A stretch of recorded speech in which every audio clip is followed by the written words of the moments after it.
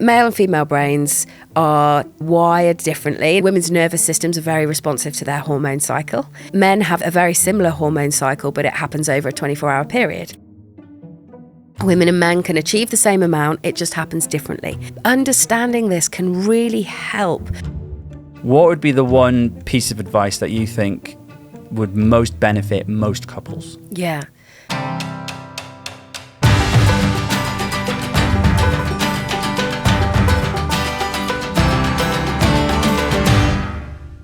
Hello, welcome to Couple Goals. I'm Luke. This is LJ. I'm LJ. And this is a podcast where we talk about all things relationships with couples and experts.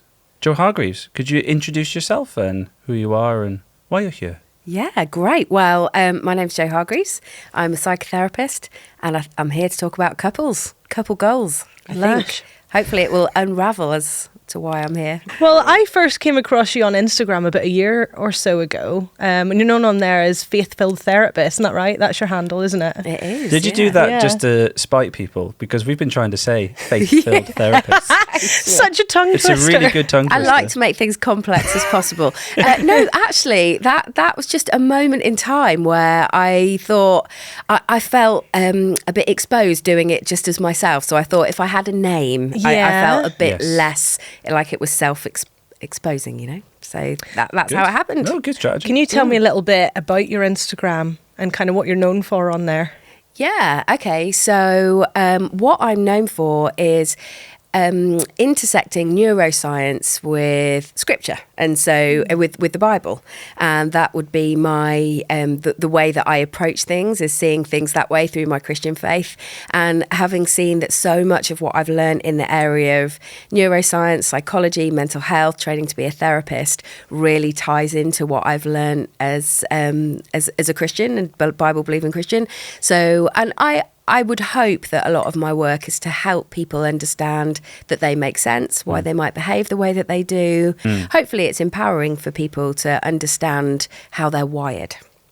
That's so interesting. So you're basically explaining the neuroscience that we've always been aware of, but we've used different language to explain it. Was that a good way of putting it? That's a better way of putting it, okay. yeah. A less complicated way. Yeah, that's it, yeah. Cool. That's really good. You actually had an example because we quite did. good sort of... Yeah, for those who aren't aware of your Instagram, like I am, I'm very familiar with it over the past year. I've saved so many of your posts. She's being coy. She's a big fan. I am a big fan. I'm a big fan. I'm so excited to chat to you today and have the opportunity to ask all these questions. Oh, brilliant. But one of the things that I really loved was there was a verse you shared, and I loved how you connected this into neuroscience. This will just give people a little example, a little flavour of what your Instagram kind of involves and what you're known for. So there's a verse in the Bible found in Philippians, and There's a book in the Bible, which is a book in the Bible, and it says, "Finally, brothers and sisters, whatever is true, whatever is noble, whatever is right, whatever is pure, whatever is lovely, whatever is admirable, if anything is excellent or praiseworthy, think about such things." So can you explain to people how you connected that verse into neuroscience and why you think that's really important? Yeah, I love that verse. It's really beautiful, isn't it? And it's an example of what would be called nowadays positive thinking, isn't it? Of choosing to fix your mind. And there's some just amazing research around what happens when you intentionally think about something. So when you take some time, and it becomes a habit, but when you start off taking some time to intentionally think about something that's excellent, that's praiseworthy, if you want to use that language, that just feels good and true and a noble thing to think about. And that's a brilliant practice, but it has a neurobiological impact on your brain. So it's not because our thoughts are so consequential to our wiring. It's because your brain is neuroplastic, which means that it's not fixed. You're able to be transformed by the renewing of your mind. You're able to rewire your mind, that whatever you fix your attention on literally wires your mind. So something else that can go alongside this true, noble, excellent, praiseworthy example that you brought is the example that goes just before it that says don't be anxious about anything, but instead through prayer, supplication and thanksgiving, and make your request known to God, peace of God guard your heart and mind. And so there's an amazing study which links to all of this that tells us that your brain isn't able to be anxious and grateful at the same time. So when you're focusing on things that are true, noble, excellent, and you're being grateful, you're really occupying your prefrontal cortex and the part of your brain linked to reward, dopamine, which is very opposite to the part of your brain that's linked to anxiety, the amygdala part of your brain. Right. So you can redirect your thoughts. And I would say that you've been created this way to do it. But however you approach it, we can't get away from the science that your brain is wired to think on good things. And when you do, it has a huge impact on how you feel emotionally and on the wiring of your brain. So that is interesting. So it's not possible to hold a positive thought and be anxious at the same time. It's difficult. It creates what I would call a neural tug of war. Right. There's a tug of war between the two, and then you get some agency over which one wins, essentially. Okay. Oh, that's really interesting. So, because in my family, if any of them are listening to this, it's going to be interesting. This is turning into a therapy session. I like this. Yeah, absolutely. Yeah, absolutely. Let's get into it. Let's get into it. So in my family, we like to call ourselves realists because we don't want to say we're pessimists. So I think when we hear that kind of advice, we would say, oh, positive thinking, that's just putting a plaster over it. It's like, you're just saying gushy things to make yourself feel better. But the science is actually showing, no, it is actively doing something to combat the anxiety. Is that right? Yeah, it has a neurobiological impact on you. It will do. And so when we're grateful and we lean into gratitude, it has... it would manifest in our body. It's a somatic thing in terms of soma, body, in that you would begin to generate serotonin, which is the feel-good hormone, dopamine, the reward hormone, some oxytocin, which is a hormone neurotransmitter that helps you in connection. So yes, all of these things have a neurobiological impact. And the more you do them, the more you wire your brain, because I mentioned because your brain's neuroplastic, it's not fixed. Yeah. Right. You can actually change change the neural pathways by habits through habitually thinking things that are true, noble, excellent, gratitude, all that kind of stuff. Yeah. Do you hear that, ma'am? Right. Pays to be positive. So in terms of our relationships then, how does that kind of tie into relationships? How does that apply there?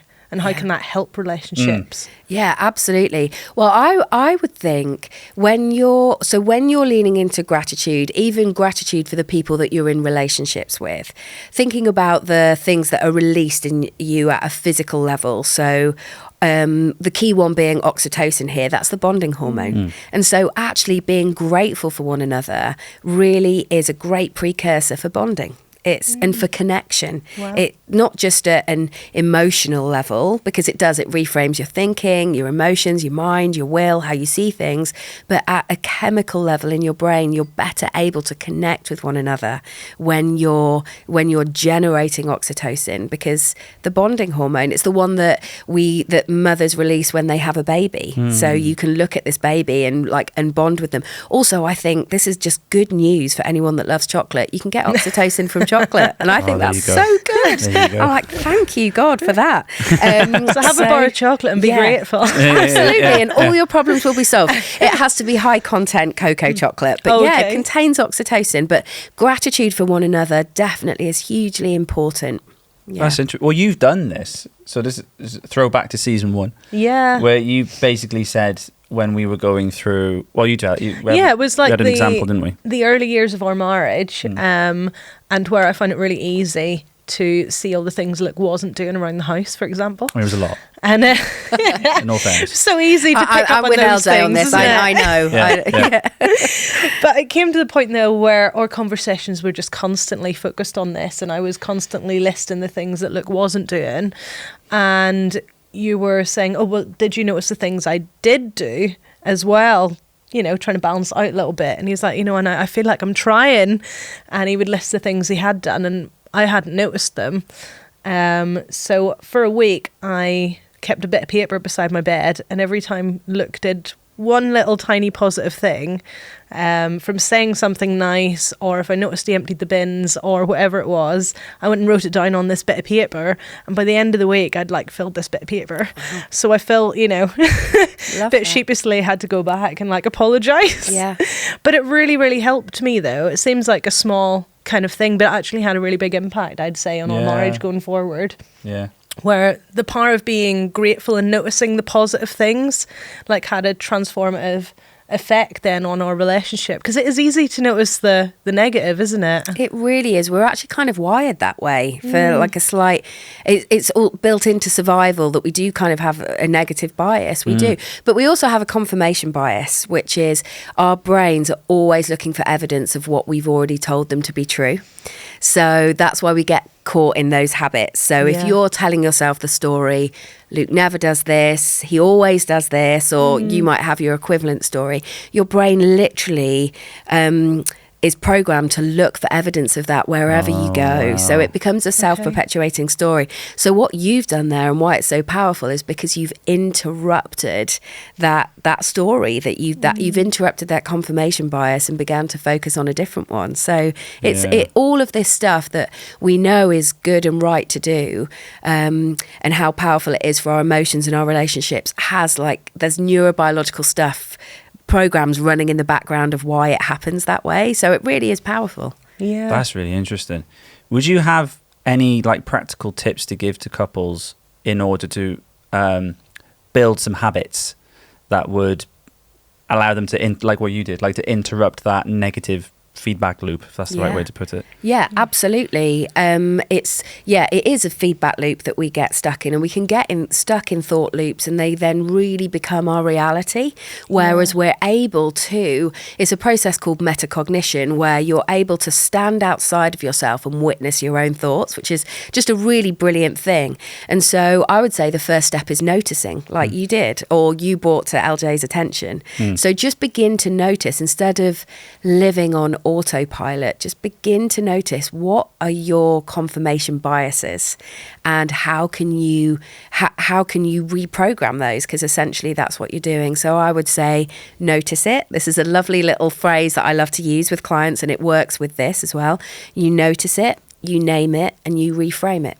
So notice what's going on, notice where you can be critical, maybe notice where you can be defensive, notice what your confirmation bias is, begin to name it. And that can be surface level, or you can go really deep and name, okay, I am defensive because I'm in a relationship, because relationships don't feel safe for me because of my history or whatever. You can go as shallow or as deep as you want. It's still valuable.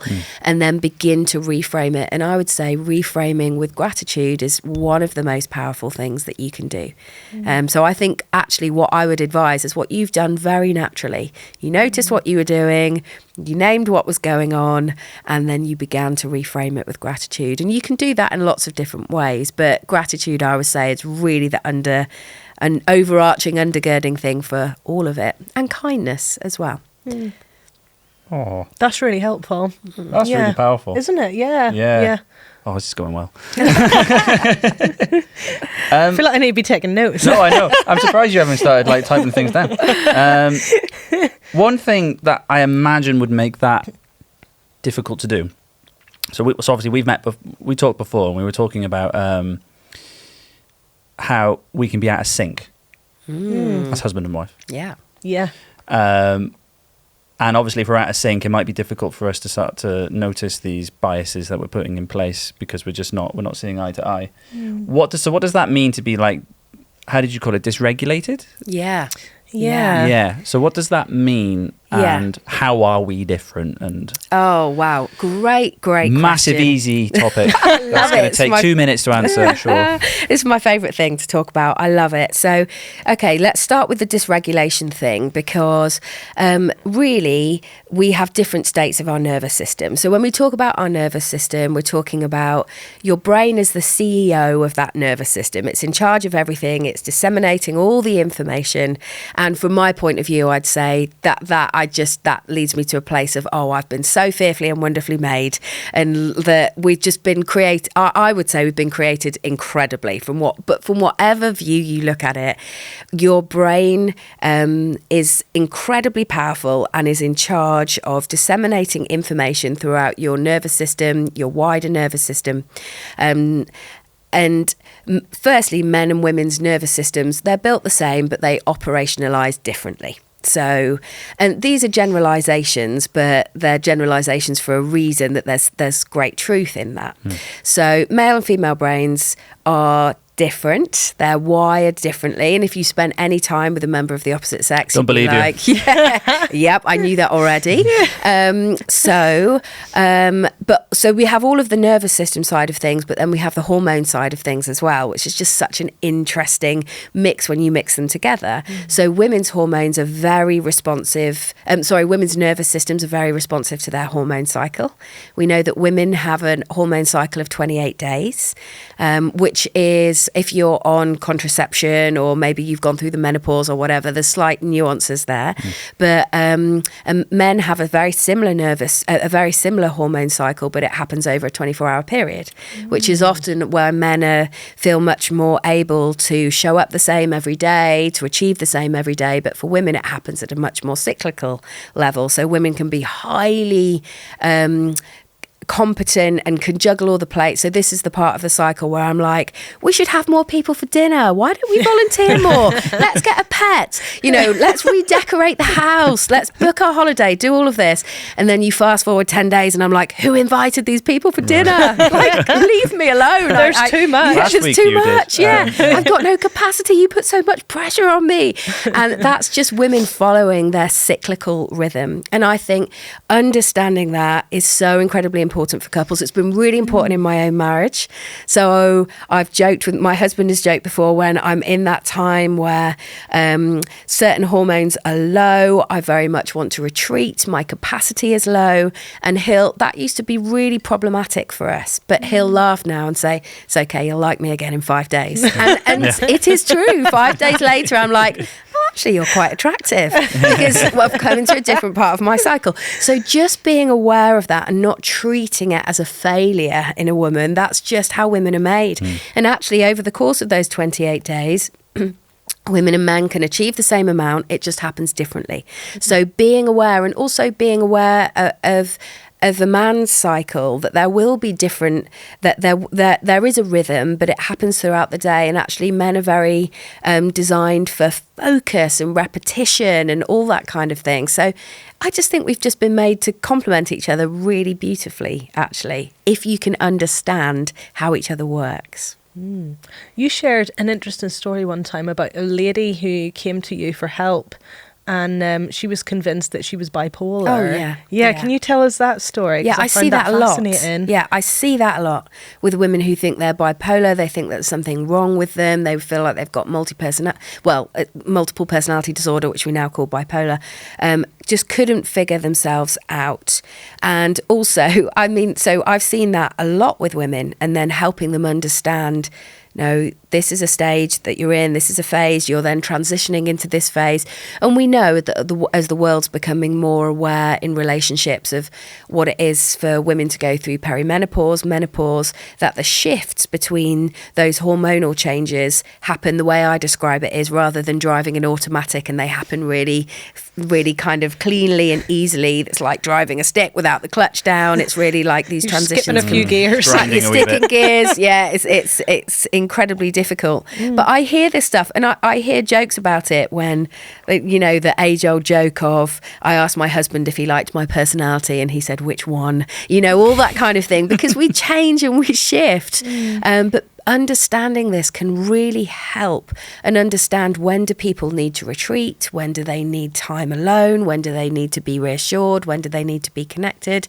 So yeah, it's a huge bit of learning for good relationships. So do you think then actually spending some time starting to understand ourselves. So understanding how you work and understanding how I work. We're still figuring me out. We're still trying to figure you out.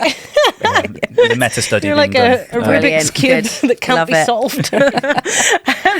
But understanding our individual biologies then, and like you're saying, like the rise and the fall of hormones, which can often be joked about, but we need to take them seriously sometimes too. Because if I can understand myself, then I can better communicate to you what I need at certain times and where I'm at, what I can handle. Like there's, like I often... Like I would say that, you know, Luke's a very funny man, which is, you know, one of the main reasons that I married him. But there's one week of the month where his jokes just don't land well with me. I hate it. And he's like, you used to find me funny. You were funny. What happened? You need new material, mate. And like we can laugh about it, but during certain times then I need very different things. Yeah. But if I don't understand that myself, how can I expect Luke to understand that? But you're very Absolutely. good though, because I would say you're very kind to me because you're also very communicative. And I warn you. Yeah. A warning is good. give a No. warning, It's genuinely helpful because you will say, right, I'm probably going to be a bit, I don't know, edgy this week, or like. I would often say, I know I'm being unreasonable right now. Yeah, that's the phrase. Yeah. I know I'm being unreasonable. Yeah. But actually, But tread carefully, please. But it's helpful for me so because good. I feel like, and I don't think I'm alone in this. Like, as a man, it's an awkward thing to. You can't bring it up. Yeah. You feel quite awkward bringing it up. Yeah. But I think having an open discussion just between. It's not something you'd bring up in the office, but it's something that you would bring up between husband and wife. And I think you've been really gracious to me in enabling me to sort of, we've had quite open conversations about it. Yeah. Um, Well, because I want to equip you to be able to help me through those times. Because Yeah. I need your support so it's more. so it's inherently selfish. It's then? selfish, yeah. Oh, It's okay, really right, I got you. selfish. full self-preservation here. But this is really good. Like this level of communication is really important. And I've worked with people where they've eventually got a tracking app in their phone, but Yeah, I've their got husband one. has it too. And Oh, he we can need to be get like, you on it okay. then. Okay. Yeah, it's great. This could work in your favour because Okay. there's certain times of the month where this is going to work for you. You're like, okay, she's here. Okay. I'm going to... Get the coffee on early. Absolutely, Yeah, or okay. it can work. So you mentioned that with men, they're on a very different kind of cycle then. So it's a 24-hour Yeah. kind of thing. So what does that look like? How does that play out for them? I have no idea. Yeah. Well, it's hormones rising and falling at the same time every day. So I would say this just helps men to be much better at routine, much better to be focused, much better in terms of habit. Now, there are generalizations in terms of how it outworks in your behavior, but neurobiologically, hormonally, there are some real truths there. And we know that hormones fluctuate and change, and that some men have more testosterone than others. And we know that, we're able to measure that now. But as a general rule, men can really capitalise on that by being having a wake-up time at the same time, or going to bed at the same time, just leaning into that rhythm that women have over 28 days, just utilising it for a 24-hour period. And actually, this really helps men be very steady. Right. Be a good anchor, be the one that steadies the relationship, steadies the family when things feel a bit up in the air for the woman. So there is a real role there of grounding. And again, we can create all kind of tropes around that, can't we? But we just look at the hormones and how we're wired. Men are really wired for that stuff, to keep a level of consistency. Yeah. And I know in my relationship, I need that.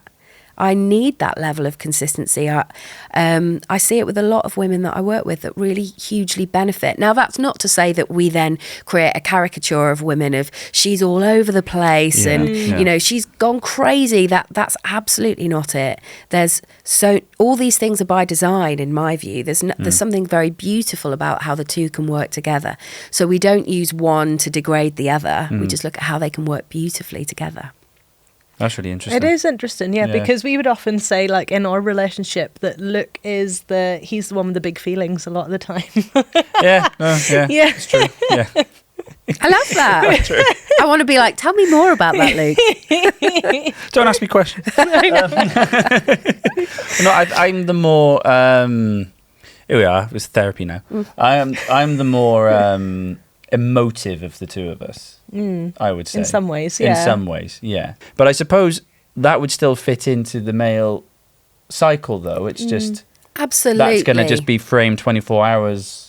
Yeah. Yeah, but so with you're big talking, feelings. Yeah, because Yeah. you're talking character here. Yeah. And so on top of all of that baseline stuff, you've got character, you've got culture, you've got place in the family, like whether you were the eldest, the youngest, only child, all that kind of thing.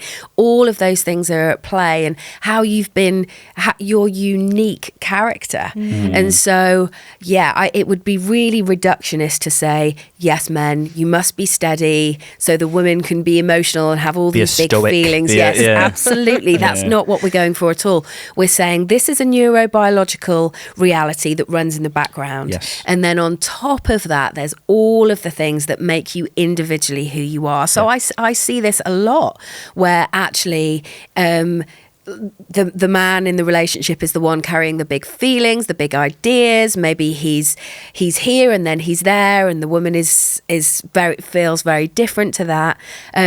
That's not wrong. That's your character. Yeah. So Yeah, all of personalities. different. yeah, Yeah. absolutely. That's And interesting. yeah, there's so much beauty in that, Yeah. and how you can work to understand just the wiring, the background program, but also the very much the character, the predispositions, the how you're wired. Yeah. I really like the Myers-Briggs way of understanding that. They've got something brilliant online now.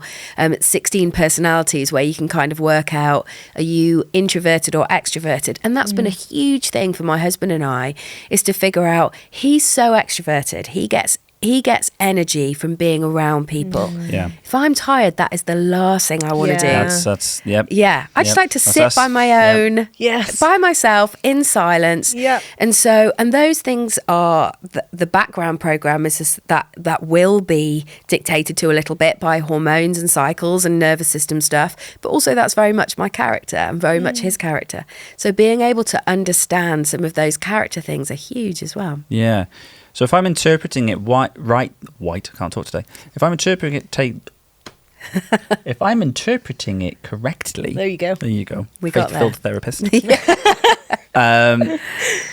My character would benefit from having a regulated 24-hour cycle. So for men, is it more advantageous to be consistent within our routine? So like you said, get up at the same time, go to bed at the same time, and be more consistent.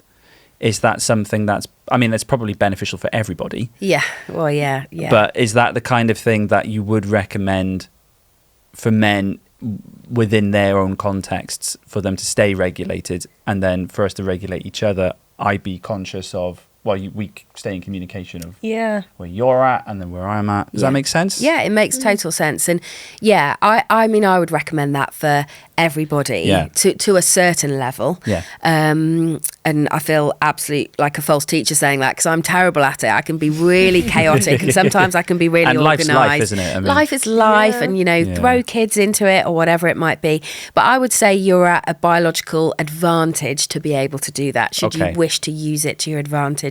And women can do it too, but there will be, you see it, I've seen it now with personal trainers talking about this more, of actually a men's training pattern might look different, and at certain times of the month being really aware that you might, as a woman, you're able to lift less at certain times of the month. You're not able to push yourself in the same way, whereas for men it's been measured that they can stay pretty consistent with what they can lift, with their output. But I think regulation is the key thing that you've hit on here, is that relationships work when both parties are regulated. And by regulated I mean grounded. The best theory I've heard to explain this is one by a guy called Dan Siegel, and he talks about being inside your window of tolerance, which is where you're able to cope, you're able to manage, you're able to figure out what life throws at you. But very easily we get outside of our window of tolerance. And this can happen for a man, I would say, over a 24-hour period, but for women it happens over a longer period. It's more like up and down throughout that. But trying to stay within the window of tolerance. When you're both in that as a couple, that will be hugely beneficial to your relationship. But it's not always realistic. We get dysregulated very easily, and I'm just talking about my own marriage. And are you able to change the size of your window of tolerance? Is that the kind of thing that you can build resilience on? Or? Yeah, that's such a great question. You can actually. Okay. You can, but it's also being aware that there are certain things that shrink that window. So trauma, for example, people who've been through trauma, people who've had childhood experiences in which their needs weren't attuned to, they didn't feel safe, they didn't feel loved, that can shrink the window of tolerance. Okay. Also, neurodivergence can shrink the window of tolerance. Okay. You see it with people that even things like going into a supermarket and the lights are bright and it's loud and their scarf feels too tight and all that kind of stuff. I mean, I have abandoned shopping trolleys on numerous occasions because I've been outside of my window of tolerance, particularly when my children were young. And it's loud and it's bright and my kids are screaming and I just can't handle it, and I've just left my shopping trolley and walked out. Sorry to Tesco's or any other supermarkets that I've done that to. But I'm just like, I can't cope. And so, yeah, it's worth noting that some people's windows of tolerance are smaller, and this is the case for women throughout that cycle. And maybe, I mean, I don't know this actually. I know you brought me on as an expert, but I don't know actually within that 24-hour rhythm of whether a man has his window of tolerance would expand or would not. It peak or would it yeah, dip? it'd be interesting to look at that. You could go and do a little bit of research on that, but you can grow it, and mostly you grow it in relationship, which is interesting because when we're outside of our window of tolerance, some of us just want to get out of relationship. We're like, leave me alone, I don't want to have this conversation.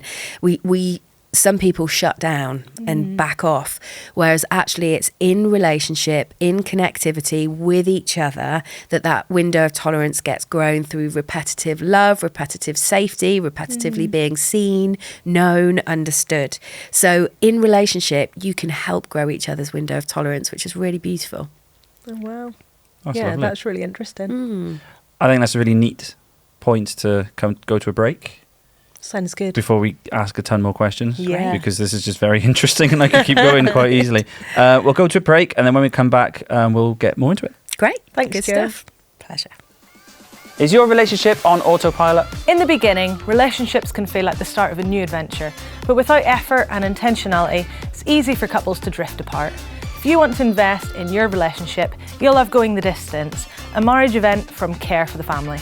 For the first time ever, we'll be joining the Going the Distance team with previous Couple Goals guests Catherine Hill, Kathy Madafan and Philip Janadu. Full of wisdom, humour and vulnerability, we'll be exploring the essential areas to help strengthen your marriage together. We also have 2 great parenting events, as well as our sellout event hosted by our founder, An Evening with Rob Parsons. All our events go on tour across the country, so to buy tickets or for more information, go to cff.org.uk/tour events. See you there. Welcome back, everybody. Before we get back into some more regulation, I think it's probably worth us having a moment just to sort of touch base. We've talked about some really deep things and talk about the importance of regularly following people that you listen to on podcasts. It's very important to... Really important, isn't it? Subscribe, isn't it, so you don't miss a single episode of your favourite podcast, like Couple Goals, for example. Couple Goals, yeah. So I think to keep us regulated as podcasters, people should hit that subscribe button. Yeah, what do you think, Jo? I think that would be a great regulation technique. Yeah. Fantastic. For them to subscribe, for you to have subscribers, just regulation all round. There we Perfect. go. From the Expert approved. Absolutely. Approved. Rubber stamped. There you go. Anyway, enough of that nonsense. So before the break, we were talking a lot about how we can stay within our window of tolerance, how we can regulate one another as a couple.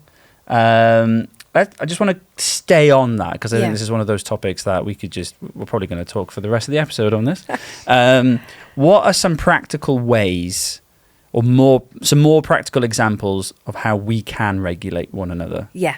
Great question. Well, let me just give like a little bit of an overview of the window of tolerance, because you come out of it two ways. And there usually are narratives around I'm feeling anxious or I'm feeling depressed. So coming up and out of the window of tolerance is hyperarousal. That's where we feel irritated, we're angry, maybe we feel panicky, we can't quite relax. That's out of the window of tolerance that way.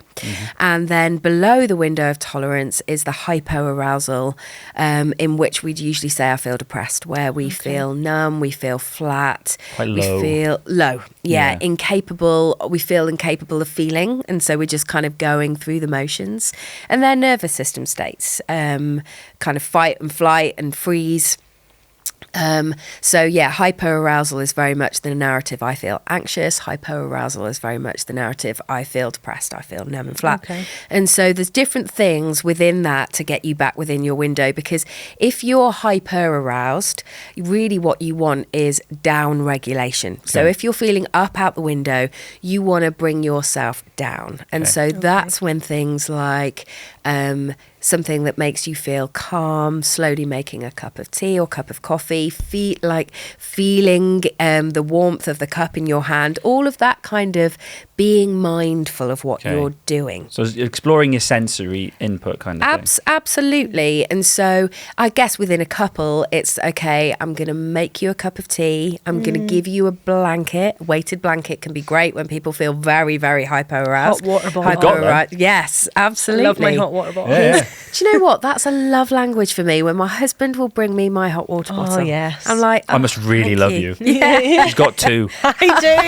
I love it. I've just got one that goes around your neck. Oh, I'm like, nice. this is so relaxing. I need one of those. And so that's classic down regulation. Okay. So the deep breathing, the doing things slowly. And just to say, for people who are listening that feel they can really relate to that hyper-aroused state, is just to slow down. Often we're multitasking. You mentioned having 2 kids earlier. We have 3 kids, and my life is about multitasking all the time. Yeah. And our brain isn't actually designed for that. It's much better at single tasking. Multitasking is very much linked to overwhelm outside the window of tolerance. So single tasking, doing things slowly, and allowing that space. When you're below the window of tolerance, that hypoarousal, flat, numb, feeling depressed, it's things that will upregulate your nervous system. So going for a walk, putting on some music, having a dance party in the kitchen, all that kind of stuff. My husband's done it before, and he's done it with our kids. He's so good at understanding this now. And saying that, sometimes I'll say to him, you come from a family with one brother and you went to an all-boys school, and it shows. Like, it shows. But, he's learnt. He wasn't brought up with any of this language. So he's learned, and I've learned, and over the years we've learned together. But that idea of, okay, everything feels stagnant, everything feels flat. I'm going to put on something loud on Alexa or whatever streaming service you use, and we're going to have some fun. And that helps people get back within the window. So the movement, the physical, the getting out of your head and into your body. Nice. I remember being in lockdown and feeling very much cycling between hyper and hypo-aroused. And I had 2 kids at the time, and they were driving me absolutely mad. My husband was driving me mad. Everybody was. And do you remember it was really hot in lockdown? Oh, my word, yeah. We had a paddling pool, and I don't know why I did it. I had all my clothes on, but I just ran and jumped in the paddling pool. I just did it. And my kids were like, Mummy, you're mad. And I'm like, yes, you made me this way. I didn't used to be. When it was just me, I wasn't. I was quite normal within my window of tolerance. But there was something there that moved me out of my head into my body. It upregulated me. So there are things that you can do to move you back within the window of tolerance. That's interesting. So with the hyper regulate, which is probably where I think we would both sit more regularly. So that's like overstimulation, right? Yes. I often would say I feel really overstimulated right now, and I Yeah. need to sit in a quiet room by myself with Yeah. nobody touching me. Yeah, touched out. Yeah. Don't ask me a single question. Yeah, and I think I would be in the same bracket there. I think I'm more likely to feel hyper-regulated. So surely put the phone down is number 1. It absolutely is, because there's a very interesting study, and I think it's from the University of California. You can fact check me on this. this. But we get more information, or at least we have access to more information in one day. So in 24 hours than someone living 100 years ago had access to in their entire life. Yeah, I've heard this. Yeah, it's crazy, isn't Bonkers, it? isn't So bonkers. And so you think, well, of course, all of that time, like waiting at the bus stop, waiting in line at the supermarket, falling asleep gradually, all of that time where we would kind of naturally regulate and things would naturally kind of process, we now just have a phone with information to every traumatic thing that's happening across the entire world. And that has a massive impact on us. So yeah, the phone is a big one. It's a big one. It really is. And you mentioned breathing techniques. Yes. It's really interesting with the particularly long, slow, intentional breathing is that when you make your exhale, and this is a brilliant proven fact now, when you make your exhale longer than your inhale, so say you're breathing in for 4, you're breathing out for 6, or breathing out for 8, or whatever. Nasally?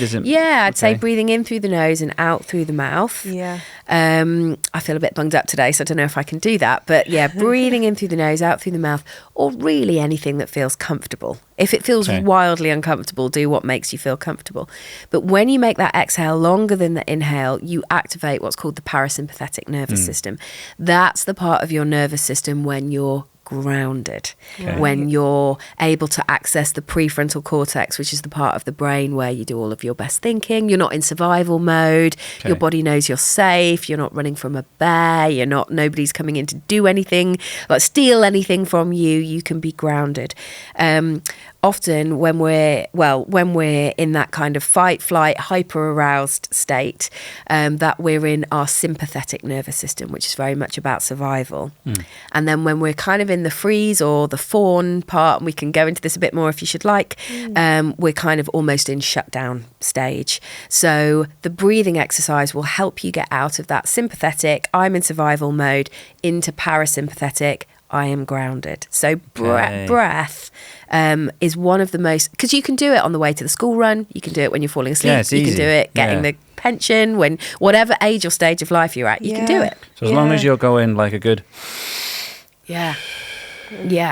Slow it right down. Oh, yeah. There you go. Yeah, it's the intentionality of it as well. So if you combine that with gratitude, if you're into like biohacking, habit stacking, all of that kind of thing, then combine that with gratitude, then you've got it. And it's something you can do in the shower. It's not something, when you think, oh gosh, I've listened to this podcast and now I'm going to have to learn to do one more thing. I've got to add this to the morning routine. I've got to add it, or I've got to buy a vibration plate or a red light face mask or whatever. You can just add this to everyday, ordinary life. They're just beautiful things that you can integrate into if your life's anything like mine, it's mostly mundane, isn't it? Like everyday, ordinary, getting on with it life. Breathing. The other thing you can do if you're feeling particularly panicky, and I know Andrew Huberman talks about this a lot, is the breathing in through the nose till you feel like your lungs are very full, and then taking one last breath. You call it the parasympathetic sigh or something. Well, absolutely. Yeah. And that's really interesting because we naturally sigh quite easily, don't we? When we're fed up or stressed about something. You called me out the other week for it.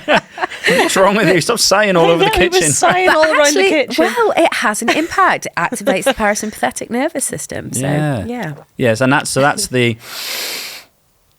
And then one more breath in. Yeah, we do that one. It's really good. Yeah, it's really If you're feeling a bit overwhelmed, if you're panicky and overwhelmed, I do feel like it can help you like calm down. Yeah. It's very good. Another thing you can do is gargle your drink. Oh, okay. I haven't heard this before. Okay, this is well, new. let me give you the science part. So your vagus nerve, which is your 10th cranial nerve, it's the key nerve of the parasympathetic nervous system. So 10th cranial nerve, it runs through every major organ into your gut, which is why often when you're not feeling great up here, you feel it in your gut, don't you? I've got that gut feeling, or I've had it so many times in my life, waking up with that feeling of impending doom in your gut, and you're not quite sure why. And that's very much the gut-brain highway between the brain and the gut. They communicate constantly.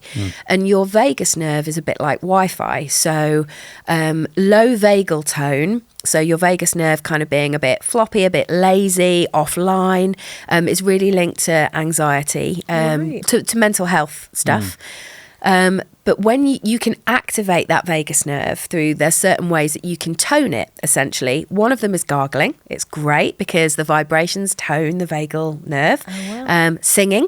Oh, Humming. yes. I heard this in regards to singing before. Yes. Yeah. Oh, so that's similar. It's Gargling exactly can be the same thing. Yeah. Wow. Humming, Okay. singing, breathing, sighing, gargling.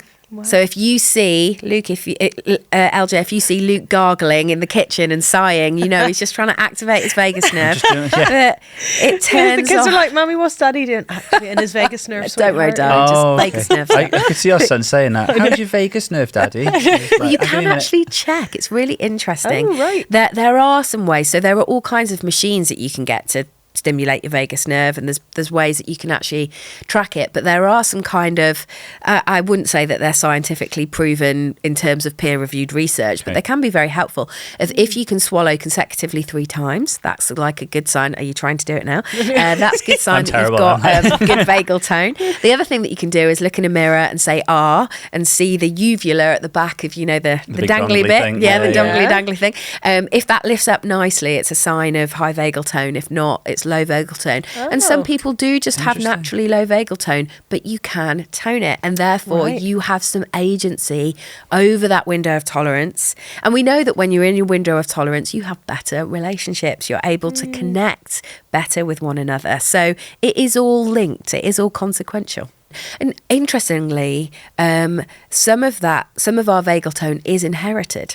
So some of us do, and that's why we have predispositions. Some of us do have that natural predisposition to anxiety or worry. We've inherited it at an epigenetic level. Like, that's worth a Google.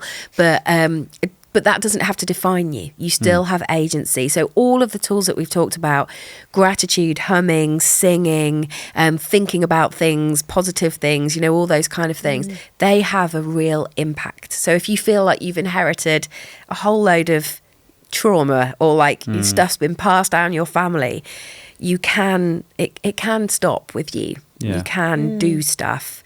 And that's not in a pressurized way. It's I would hope it's a really hopeful way. Yeah, I think that's a real encouragement. Yeah. Because I'm sure there's a lot of people who have gone through some significant trauma in their lives and they Yeah. feel like, well, this is me now. I can't Yeah. do anything about that. Whereas, no, what you're saying, you can. There's practical things you can actually do. There really are. Yeah. And it's worth noting that with significant trauma, these things are harder. Yeah. They are. With Yeah. neurodivergence, these things are harder. Yeah. They're harder for some people, easier for some people. Nervous system regulation is easier for some people because they were brought up always knowing that they were safe and loved. Yeah. Some other people did not have that as their foundation. But that's why the way that we're wired, this idea of being neuroplastic, is just so powerful because it means you don't have to stay that way. You Yeah. can change, you can shift, you can rewire. It's really like grace knitted into you Yeah. at a Yeah. cellular level. That's huge. That's really It is. encouraging, isn't Yeah. it? Yeah. I want to go back to something you said in the first half, partly because I thought you would have jumped in, actually, purely because I think this would be specifically beneficial for you. Oh, yeah. Is you said in the female cycle, there's a week where the plasticity within the brain is particularly, probably going to word this very clumsily now. Good. Good. Yeah. All right. Let's go with good. Simple. What is that? When is that? Because I reckon there's going to be a lot of listeners listening and going, Okay.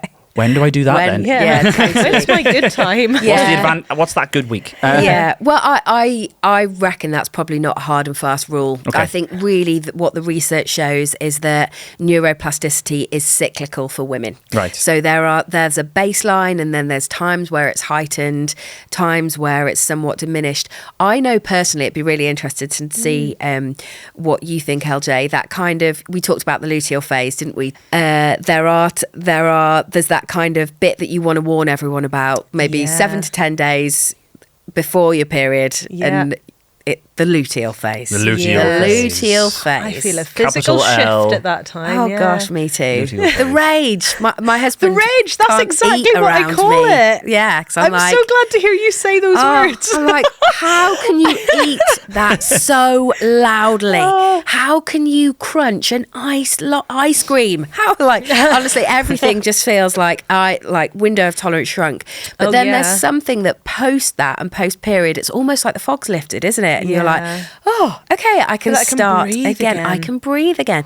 And interestingly, that's the part where we tend to want to have start new projects, don't we? Of like, oh, okay, great. Okay, I'm going to get back into my fitness routine. I'm going to add something to my skincare routine, whatever it might be. And so I would guess, I'm guessing here, because I don't think there's hard and fast rules that you can apply to everybody, but there's a level of neuroplasticity there where you're able to shift and change. You're just open to change. And actually, I love, there's been some thoughts around linking these cycles to the seasons. So you're coming out of your winter and then you're going into spring. So spring is newness, isn't it? Like, oh, okay, there's snowdrops and there's daffodils and there's newness and spring cleaning and all that kind of thing.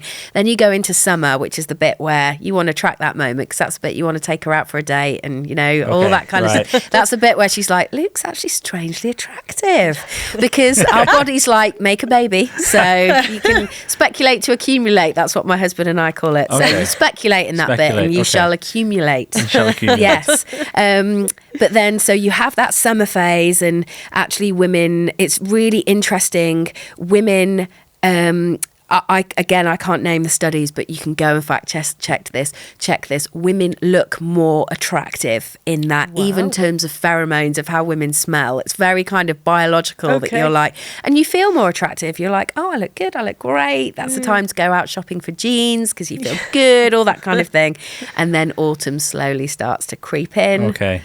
And then you're in winter again. You're in the dead of winter. Boom, you're in the dead of winter. Yeah. And then it all starts again and again and again and again. Yeah. Right. Okay.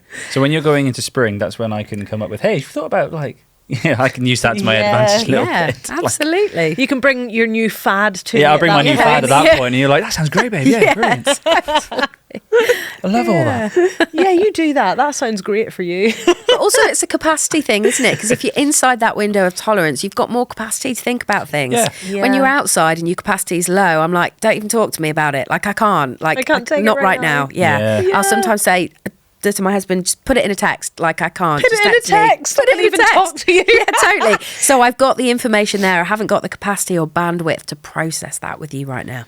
Yeah. So, yeah. That's helpful. Yeah, I think that's really helpful as well. When we come to like having difficult conversations with each other, to know when is the best time to do that. Okay. Yeah. Because I'm very much a verbal processor, and I am. So I need time to talk, don't I? Even if I'm exhausted, I know I need that time to talk for me to like calm down and then be in a better place again to properly relax. It's part of the overstimulation. I think I need to get it out. Yeah. Well, this is actually something we've been talking about. This is it's quite recent, what you're talking isn't about. it? Yeah. Where we have to figure out the different way we process things. Because I'm the other way. Yeah. So, like, this is like something that we've been trying to figure out our own regulation. Sure. So in the evening, when it comes to the end of the day, you want to talk it out. You want to kind of like, this is what's been going through my mind, and let's talk about this. It could be work related, family, whatever it is. Whereas I'm at the end of the day and I'm like, I want to wind down now. Because what this is doing is re-stimulating me. And I'm a very light sleeper, and my brain tends to just kind of go 100 mile an hour anyway. So when we start talking about things, particularly stuff that, this is interesting. Yeah. And it always is. Okay, and it sparks you awake. Yes. Sure. And then what normally happens is you've revved me up to the point where you're like, I got to stop you there. I can't take any more. And then I go to bed and I can't sleep. So she's like, I'm glad I've got that off my chest. I go pass out. And then you're done. And then... that's brilliant. But then this is where it works the other way, because I'm really aware that I come at this through the lens of being a woman. Whereas actually, so I'd naturally be like, oh, be really kind to her in that luteal phase. But actually, the same is true, isn't it? Yeah. That actually, at the end of the day, maybe that's your equivalent, and you are done. And just being mindful of that for men. I know for my husband is 100 miles an hour. He's got so much energy, so extroverted. But when the day is done, the day is done. It's a crash. He It is, does. yeah. He crashes out, and we'll just watch what I feel as like his trash on TV, but he just needs to kind of that's how he kind of down regulates. Yeah. Whereas I'm like, right, I'm ready to process now. But that goes back to some, again, brain wiring. Women make sense of the world, and generalizations, of course, but there's some great work around it, especially now you can capture what's going on in a brain through SPECT scans and all that kind of stuff. But women process the world relationally through storytelling most of the time. Men, it's more action oriented. Oriented. We had oriented. Orientated. So there are differences, and being able to respect those in each other are just really important, and want to know if you want to get the best out of each other. Because I think sometimes you can be so dysregulated, so much in fight mode. So I think about maybe the first 10 years of my marriage, where I felt very much constantly in fight or flight. I was defensive because the thought of being in a vulnerable relationship with someone brought up some defenses in me. Nothing to do with my husband, all to do with my past. And so I was very much in fight or flight all the time. And so I actually wasn't seeking connection. I was seeking disconnection all the time. So you've got my kind of healthy, securely attached husband wanting to seek connection with me, and me actually sabotaging that all the time because it didn't feel safe for me at a neurobiological level, at a nervous system level, to seek connection. So it was always disconnection, argue, or shout, slam the door, walk out. And being able to realise that makes sense. And this is what I love to say to people that I work with, or to anybody listening, is that your reactions, your responses, the things that you stumble over, the things that keep you stuck, really make sense in terms of the wider context of your life, of your experience of childhood, of your nervous system wiring, the way that you're wired. Now, it doesn't mean that gives you carte blanche to stay there and be like, well, this is just the way I am. It would have been unfair to my husband and unfair to my own potential and the potential of our relationship for me to say, well, this is just the way I am. I'm just fight, flight type of person. You're going to have to deal with it. We've done work together, and we talked about before what helps bring someone back into that window of tolerance. For me, it's been 17 years of marriage of safety and love and being seen and understood. And that's one of the most key regulators to help people. But I would be really mindful of actually in your interactions, so I can see your gorgeous relationship, you're both trying to seek connection with one another. But very often that's not the case. Somebody subconsciously is seeking disconnection because that disconnection is self-preservation. Right. Do you know what? I think we can relate to that. Oh, okay. In a way. I think we're not there now, but I think there was a period for me. So I think I've had to deal with some stuff in the past, and I think what that led me to was just sort of shutting off for LJ, because I think I would have this in the back of my mind, this fear that LJ is going to overreact, and I'm going to have to deal with it, and I'm going to get scared and anxious and nervous and all this sort of stuff. So I would just sort of shut down. So I just wouldn't tell you when something's bothering me. And then it would build and build and build. And as we've already discussed, I've got big feelings. They have to come out eventually. They've got to come out eventually. They do. They do. And it would come out, and it would just be an argument over a small thing that didn't really make any sense. And you're like, where did that come from? What happened? And then we'd have a big chat, and it'd be a good we'd have a good chat about it. But then reset, start again, and then we'd never really get to it. And it's not until recently where I've been speaking to people and I've had some help on how to regulate myself and to rationalize these things. And it's really helped is that I tell you a lot more quickly now when, do you know what, this is something that's bothering me, or I think we need to talk about this. And it's been such a huge benefit. Amazing. Huge benefit. So I can see what you're talking about when you say you're seeking how do you say Disconnection. disconnection. Yeah. So I was just kind of like, well, I'm You going to thought you protect were- myself. Yeah, I it's thought you were all keeping protection. the peace. Yes. though. Yeah. It was. You can often like justify it in a good way. No, you Yeah. can. and think, oh well, I'm just keeping the peace, I'm and I'm gonna going to bear let the it go. burden. I'm going to Sure. bear it. Yeah. Yeah. It's so interesting because that disconnection and the whole nervous system piece is really around safety. The nervous system is designed for safety, and often our behaviours are self-protective behaviours to Yeah. try and keep us safe. So when we go into fight mode, which is very action orientated or angry, whatever that might look like, it's safety through control. Yes. Flight is safety through removing yourself. Freeze is safety through shutting down. Yeah. Like, I will keep myself safe by disconnecting and shutting down. Yes. Yeah. And then fawn, which is a mixture of all of these different nervous system states. And it's all about people pleasing. I'm going to protect myself Okay. by Okay. making sure you're happy. And you see that a lot in relationships. And then people get to the point where they've just internalized so much. Yeah. And like you said, LJ, it's got to go somewhere. Sometimes it comes out really interestingly in women as autoimmune disease. Oh, wow. Sometimes it comes out in the physical body. I say in women because women have much more incidences of autoimmune disease. And that's absolutely not to say is if you have an autoimmune no, but disease, yeah. it's because of this. Yeah. No, Yeah, it just absolutely could be not. a factor, It yeah. could be a factor. And often when you link back, there's some trajectory that links the two.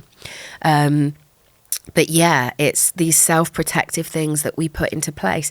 And really, we see all the way through therapeutic work and insight into the world of neuroscience that in order to feel grounded and safe, in order to feel grounded and regulated, a nervous system needs to feel safe, seen and loved. Yeah.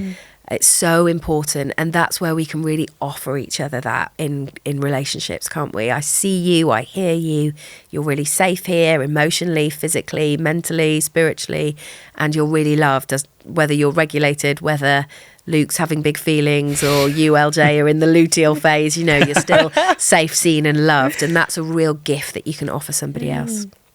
Oh, that's great. And going back, I think as well to what you were saying about figuring out then like what those best times are for us and our differences, where we can kind of come together. We just recently figured out maybe it's best for us then to have that time to chat Yes. before we chuck the telly on, because I can put the telly on and feel like, oh great, I need some downtime, but then the telly goes off and I can't go to bed because my mind Yeah. just picks We haven't up had a where chance it to was. chat. Yeah. Yeah, absolutely. So we've said that possibly the best time then for us is have the chat first, Yeah. and then we can both then switch off knowing that we've had that Yes. time to talk, and then I'm not going to surprise you with a big conversation at bedtime. Yeah, because it's tricky because I feel like you need to talk about this, and a lot of the time it's stuff that we actually do need to talk about, like it's practical things that we need to discuss, but it's also sometimes it's just I've been wrestling with this situation or whatever it is. This is actually like as of last week we've decided that we're going to Very recent. very recent. The kids are down, dinner's on the table. We sit at the dinner table and talk That's so good. and just chat, and then we get through what we need to get through, And then we chat put the things through, telly on. and then we put the telly on. That's just so wonderful. So wonderful. You're clearly on the same team. Like, you're both wanting to seek that connection. It's a constant figuring out, isn't it? Gosh, Yeah. it Yeah. really is. And then you throw a child into the mix, Yeah. or an illness into the mix, or a Yeah. global pandemic into the mix, or Yeah. whatever we go through, and we kind of reshuffle and rejig things a bit. And it's great when people are on the same page. It gets really complex when there's one partner seeking that connection and another one avoiding it. That can be really, really incredibly difficult. And I'm really mindful of people listening, thinking, "Oh gosh, well that's great. My partner won't cooperate with me in that stuff." But there's something still very valuable about creating a safe, seen environment for that person, which then will help bring them into their window of tolerance, where they then are more likely to want to connect and engage. Yeah, so there's always hope there. There is. Always hope. That it's so true. If I was going to get a big tattoo, that's what it would be. There is always hope. Yeah, there always is. Yeah. I love that. That's great, and we talk about this a lot on the podcast as well. It's just all these conversations are basically ways of trying to find ways of being for each other. Absolutely. Isn't it? And I think, because we've talked about that multiple times, and it's just, how can I be for you? And just having this context of how can we regulate one another. Yeah. And it's so practical, which is a massive encouragement. Yeah. That you can action these things. It's measurable. It's backed by science. I think that's a really neat place to end things. If there's we have a question that we ask everybody. Before we ask that, I just think it'd be quite interesting question. If there was like one tip you would give a couple who are dysregulated, but they have a healthy relationship otherwise, but in that moment they're just not seeing eye to eye, what would be the one piece of advice that you think would most benefit most couples? Yeah, great question. Obviously all of this stuff is done in relationship, and it's done shoulder to shoulder with your partner every day, but there is some real benefit on working on yourself, doing some work, identifying where you are in terms of your window of tolerance. Are you hyper aroused and anxious? Are you below the window of tolerance? Are you cycling between them? And doing that work to notice where you're at. I'm going to use this framework again. Notice where you're at, name where you're at, maybe even tell your partner where you're at, and then begin to reframe it with some of the things that we've talked about, because two dysregulated people does not a great relationship make. It makes it really tricky and so much easier, even if one of you is working towards regulation, because we co-regulate one another. So nervous systems, again, are like Wi-Fi. They're just, if you walked into a room before and you feel the vibe, you just know, because your nervous system is picking up on something. And so you having a grounded, regulated nervous system will have an impact. So if you can both go off and do that separately, it will have a huge impact for when you're together. So I would say start there, really seeing actually where you're at, given some of this psychoeducation material. Where are you at? What tools can you use to bring you back into that window? And then how can you show up as the most authentic, regulated version of yourself? And that will really impact. That's great. So that's notice, name, reframe. Yeah, reframe it, and essentially reframe it with some of the tools that we've been talking about, and also with that beautiful reframe that I love to use is, okay, this makes sense. It's not, I'm not a problem to be solved or a riddle to try and work out. This has background evidence of why. And I think that can be really helpful, because then you begin the self-compassion part as well, which is really powerful. And just a little note on self-compassion, it's really powerful when you can extend that compassion to yourself. I make sense, I'm dysregulated. Use language, because just self-compassion takes you from a survival part of your brain into this kind of grounded prefrontal cortex. It's a noticing state in which I can notice and be compassionate. So all of that. Brilliant. Perfect. Great. And it's a good thing we have it all on this podcast so people can take notes. So we can refer back to. Brilliant. Absolutely. Before we wrap up, we have a question that we ask every guest who comes on. Great. I'm going to try and word it better than I did in the break. Say you're going back to when you started dating your husband. Oh, good times. Good times. Those were the days. Oh, gosh, they were. Yes. Oh, okay, let's not get too nostalgic. Okay, we're 16 years later, 3 kids in. Right, okay, let's go. Knowing what you know now, Yeah. what would you say to your former self? Yeah. Do you know what? It would be very much what we've talked about of you can drop your defences. I think even on that first date, even in those early days, I was still very, very self-protective.